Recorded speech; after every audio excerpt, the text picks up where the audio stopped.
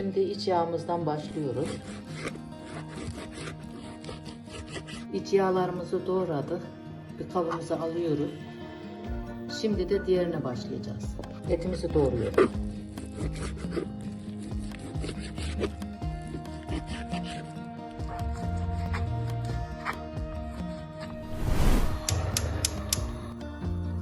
İç yağımızı kızmış olduğumuz tencereye döküyoruz. İç yağlarımız böyle kavurdu. Şimdi altını kapatıyoruz. İç yağlarımızı çıkaracağız. Şimdi de etlerimiz çoklanmasın. Altı kapalı içine döküyoruz tenceremize. Ocağımızı yaktık. Etimizi karıştırıyoruz. Bakın yavaş yavaş etimiz kavrulmaya başlıyor.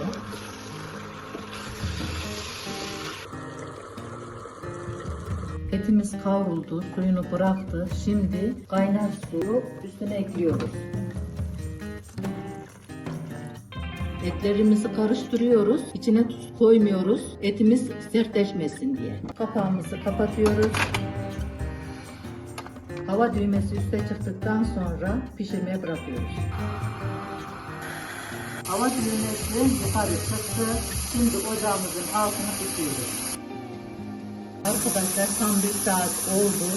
Düdüklümüz pişiyor etimiz. Şimdi ocağımızın altını kapatıyoruz. Bakın hava düğmesi indiğinde düdüklümüzün kapağını açacağız. Hava düğmesi indi. Şimdi artık kapağımızı açabiliriz. Arkadaşlar bakın etlerimizin tortusu altında kalma şartıyla böyle üstten etlerimizi alıp başka bir tabağa koyacağız. 10 dakika dinlendirdiğimiz et suyumuzu başka bir kaseye aktarıyoruz. Altındaki tortular gitmesin diye. Bunu da etimizde kullanacağız. Şimdi margarin yağımızı tavaya aldık. Ocağımızın altını yakıyoruz. Yağımızı eritiyoruz.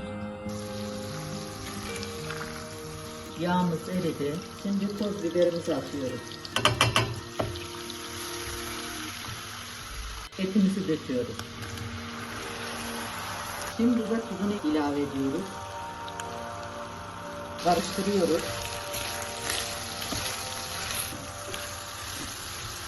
Kalan suyumuzu döküyoruz. Kapağını kapatıyoruz. Suyunu çekene kadar kısık ateşte pişiriyoruz. Bakın kavurmamız hazır. Gördüğünüz gibi ocağımızın altını kapatıyoruz.